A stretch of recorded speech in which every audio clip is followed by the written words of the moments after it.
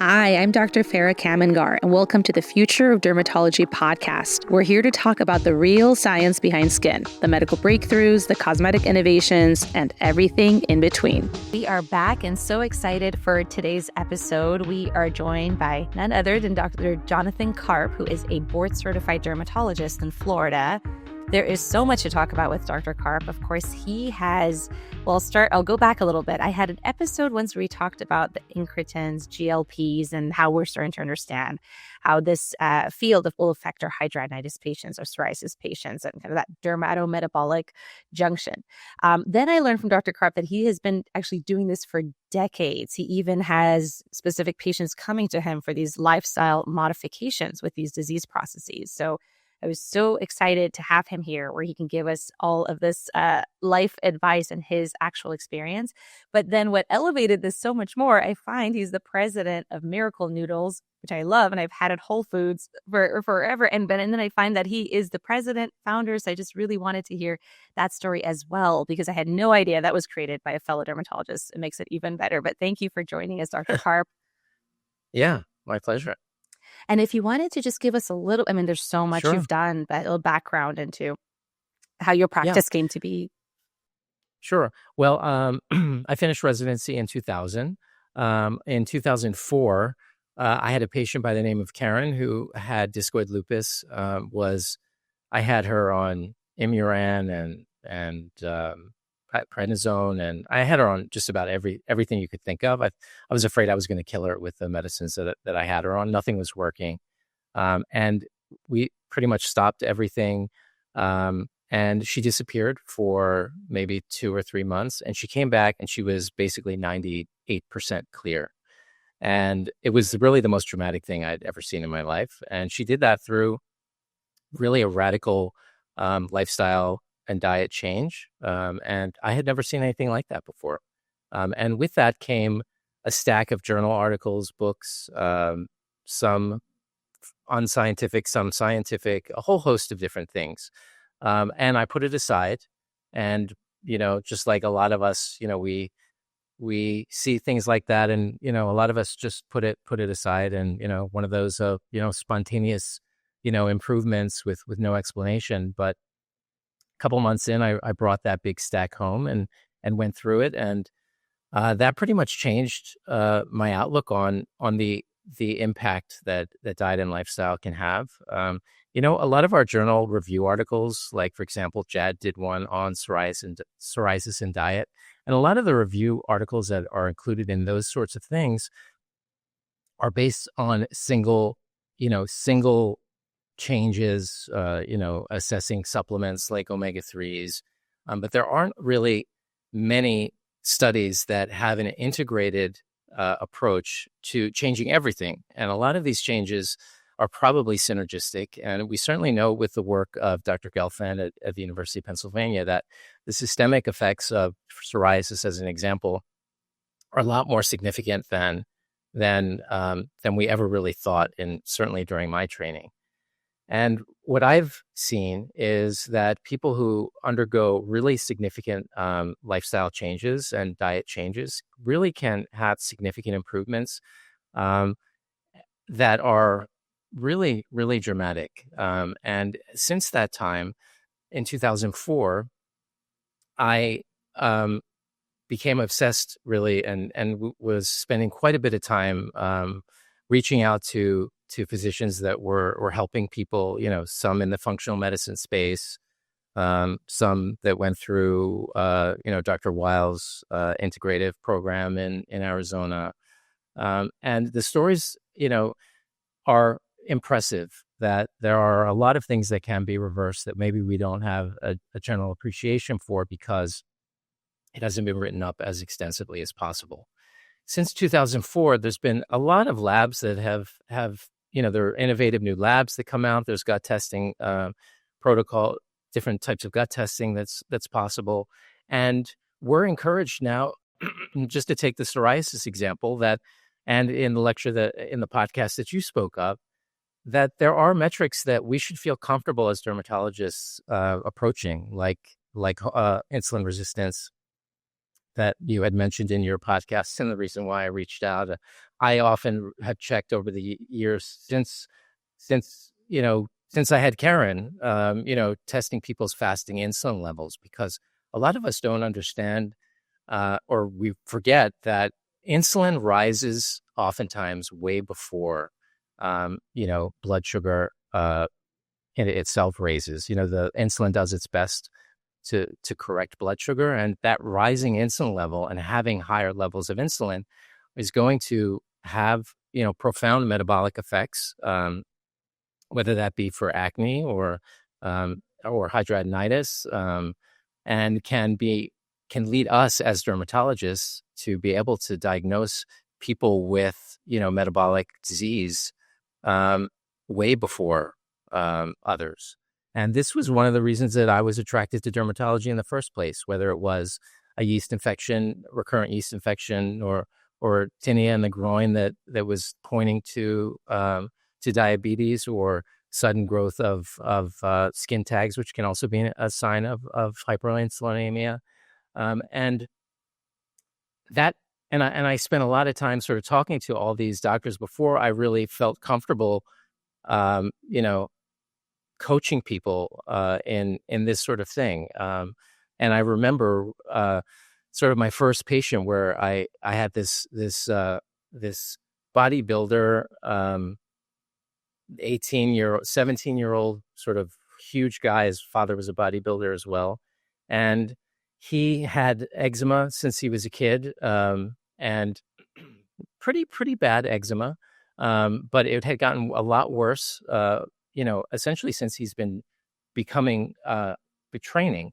And it turned out that we don't see this very often, but what he basically had was a relative essential fatty acid deficiency. He was just eating chicken, omega-3 oil as his like main fat, and broccoli, and that was it. And one of the things I learned early on is that the omega-6 fats that are really pretty fundamental to our skin, to the barrier function of our skin. And he wasn't getting really any omega-3s, omega-6s in his diet. At the time, I gave him hemp seed oil, which has actually been studied in atopic dermatitis because it has a very good ratio of what are essentially essential fatty acids, a good ratio between omega-6 and omega-3. And he came back, a month later, after just really adding a tablespoon of hemp seed oil, which again, there's literature to explain this, but this is probably the reason. Anyway, he came back. They were both of these sort of big dudes. They were a little scary actually. And when I walked in, they were angry, and they said, well, why hasn't anyone else asked us about diet? His skin was basically 80% improved. And he became a dietitian because of this experience. So anyway, after Karen and I started incorporating this into my practice a little bit, I was on a trip to Japan, and I was in the midst of coaching patients in how to incorporate diet into their lifestyle. And I saw the product that I sell, Miracle Noodle, in Japan. And I thought about it as a transitional product for people. People who are trying to, move towards eating healthier. And then I started the business, and we're now in 24,000 stores nationwide. And I still see patients, but not full time. And that's sort of the history of it all. I love it.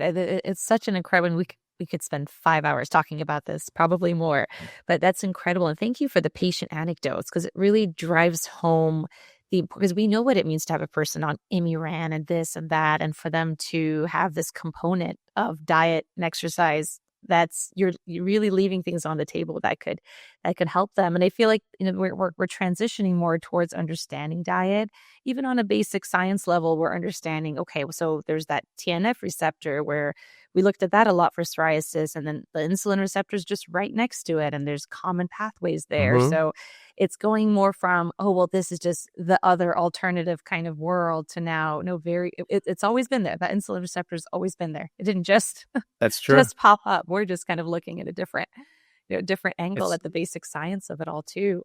But I would love to actually, from a person who doesn't, I mean, I am a complete believer of everything you're saying, diet, nutrition, we have to do these things. But then on a practical level, you have maybe 10 to 15 minutes with a patient. right. Sometimes I send out to the world to some nutritionist. I may know, I may not know, and then variable results.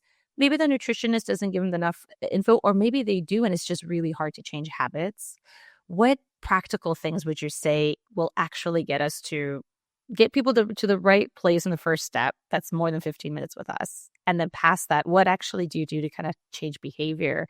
Because you could have all the right information and then it's still hard to put down that cupcake. So Yeah, exactly. Yeah, well, the future is an interdisciplinary approach. There's no way that we can do it all. I offer because most things are amenable to some improvement with diet and lifestyle.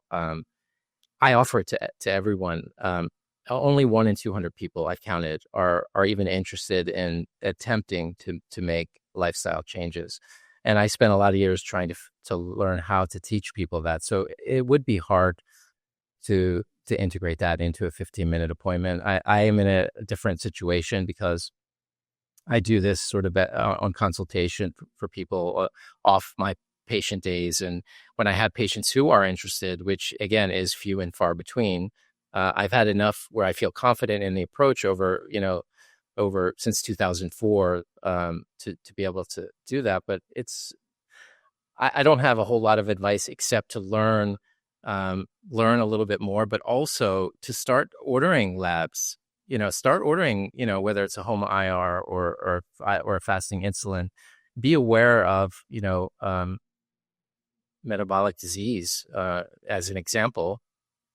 Um, even if you're just checking insulin resistance in someone, I found that if you can, especially in my hidradenitis patients, when I can show them that they are essentially heading down the road to diabetes with a number and tell them where we want that number, that in and of itself can be a real spur to changing things. And with hidradenitis, at least in my experience, if you can get that insulin level down, the improvement can be not in everyone, but in a large percentage of people, you can get it down. And if you can get it down, they can improve pretty dramatically. And you're not going to see any necessary change in their glucose. So so the focus needs to be on other metrics. And when we feel comfortable ordering those, that opens up a different element to our practice. And you were talking about that in the podcast that you did as well, which I think everyone should listen to. And that, any other labs you would add to that? Are there any labs we're kind of missing, like low hanging fruit, that would give us an idea of which route to go with these patients? Well, it's metabolic syndrome, so you should be ordering lipids and triglyceride, and looking at a comprehensive metabolic panel. I have gotten into, as people join me on a journey, so to speak, of changing their lifestyle. There's 1 in 200 people.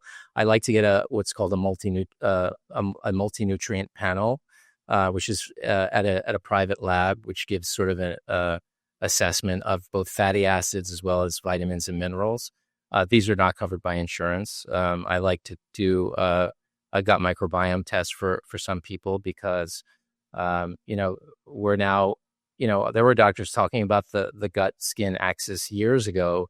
The data wasn't as strong as it is now. So everyone now should acknowledge that there is a significant link between the gut and the skin. And those tests also are not covered, unfortunately. But with time, there's private labs like Vibrant is one lab that I like to use. But generally, not everyone. Generally, if you're just looking for metabolic issues, I mean, those are just getting Standard ones to get. insulin resistance. Yeah, and most people are using home IR. I just been using fasting insulin for so many years that, and the levels are I think if you order a fasting insulin, which by the way costs only, it's probably $15 or $20 of the test itself. I mean, it's covered, but just for people to know that when I do anyway, it's a cheap Yeah. test for people. It's easy one to I do. Yeah. it's easy, and the normal, I think, on a on LabCorp Quest, it's like under 18, but you would want it under 10. So you can't necessarily follow the for people, like for someone with hidradenitis, uh, you need to get their levels down significantly. And yeah, as I said, if you can, any of these things, I know your test. I actually, since the podcast, I've started ordering for acne, because I haven't. I certainly have always given Yeah. a low glycemic diet to people, but why not order it there? You're going to be able to detect issues that can lead to a longer life for some people. It's gonna yield things that are, there's no question. Some of us who are listening got into dermatology because of skin signs of systemic disease. That was one of the things that always interested me. My father was a doctor, and um, this is one way of getting it in. And then also for patients who, as I said, see these numbers, it can be a real motivating thing. And in that circumstance, let's say with high insulin, it doesn't take long to explain what that is, and to talk to them about going on a low glycemic diet, and getting rid of, with hidradenitis, any baker's yeast, brewer's yeast products, which has been shown to make hidradenitis worse. Combination of those two things can really spur people to make lifestyle changes that are going to improve their duration of their life, most likely. Yeah, it's a great point. When you have data for them, then that can spark some change versus just us Uh-huh. verbally kind of telling them things. In our Right. last few minutes, I have to ask you about, because I'm sure this is a world that you spend a lot of time thinking about. So with Miracle Noodle, you talked about it being kind of, and hopefully I'm not getting the words out, but kind of like almost like a transition product where maybe somebody just Uh-huh. can't, because we'll say, give up sugar, give up carbs. That's really hard to do for, Uh-huh. we're addicted to it sometimes even, right? Yeah. And it just Right. tastes good and they're hard products to get. So talk to us about a little bit of that concept of maybe not necessarily saying drop this food group, but here are some kind of alternatives and some practical world advice of like what we should be telling your patients. Yeah. Well, when we're talking about people with metabolic syndrome and impending diabetes, just talking about lower glycemic foods is going to be important. Not necessarily going on a low carb diet necessarily, but getting people to eat more whole foods and natural products, and to be conscious of that, is really, sort of the way to go. And it's a lot of those patients, when you tell them that and they have the number and they understand it, in those circumstances, they don't need a whole lot of coaching. Like, they can learn about that on their own, especially nowadays with Chat GPT and such, people going in and finding out all kinds of different things. But it's not difficult to understand insulin resistance if you give them a good 5-minute description of what that is and what the potential sequelae of that are, 10 years down the road. So, And that's another actually good pro tip right there too. It's true with ChatGPT. I've been using it a lot more, especially for patients. I feel even if I put a nutrition consult, they may or may not go. It's like a perfect way to give some extra info where you can put in their specific information and you get some basic, dietary, like literally just what is glycemic index and how do I look for this. So uh it was just really good, real practical advice. I mean, I think for doctors, just we're starting to understand this world a bit more. And then the second part is understand the practice management. How do we incorporate into the practice? Because yeah, there's always the fear of, well, if you order more labs and this, but it's not that much more work. And it really does no, does fill a need that's not currently happening. yeah. I think going back to the original podcast that you gave, and that is, if you even if you just focused on insulin resistance, everyone listening knows that is a huge problem. And when people have their insulin levels, I had my most recent patient, with hidradenitis, his insulin was like 34. That is, that's he's going to have diabetes eventually. He was, and when we got his insulin level under 10, like, his hidradenitis went. Virtually, Wow. it disappeared essentially. It doesn't always happen. There are other factors with hidradenitis, but hidradenitis is one of those things.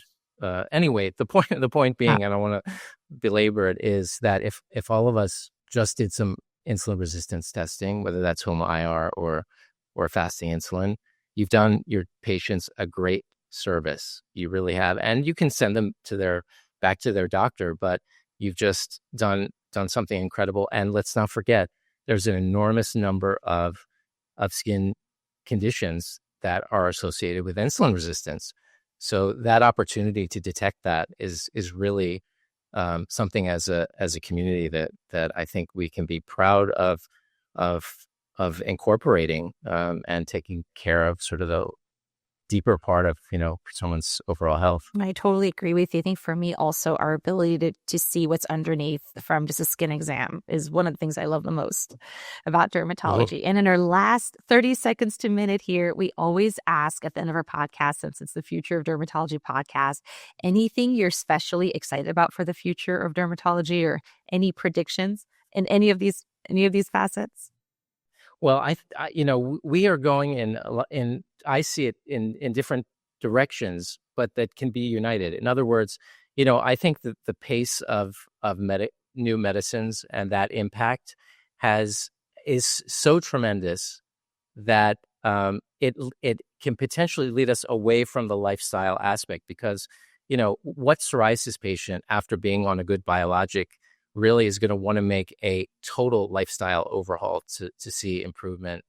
It's just, it's not going to happen. But I think that the excitement is that more and more people like yourselves are talking about some of these other aspects of disease. So in addition to being excited about new medications that are coming out, there's a greater awareness of our impact as dermatologists.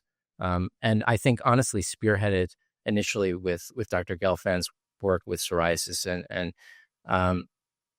that we have a much larger role to play in the overall health of patients. And I think that's really exciting for me. That is very exciting. So thank you so much for joining us. And you're doing incredible work. And it's always so inspiring to see other dermatologists branching out and doing things that we wouldn't necessarily think about, but doing them so successfully. So thank you for sharing that experience with us. You're welcome. Thanks for joining us today on the Future of Dermatology podcast. If you enjoyed learning about the science behind skin, make sure to subscribe, and we'll see you next time. As a reminder, this podcast is for educational purposes only, not for medical advice. Always consult your healthcare provider.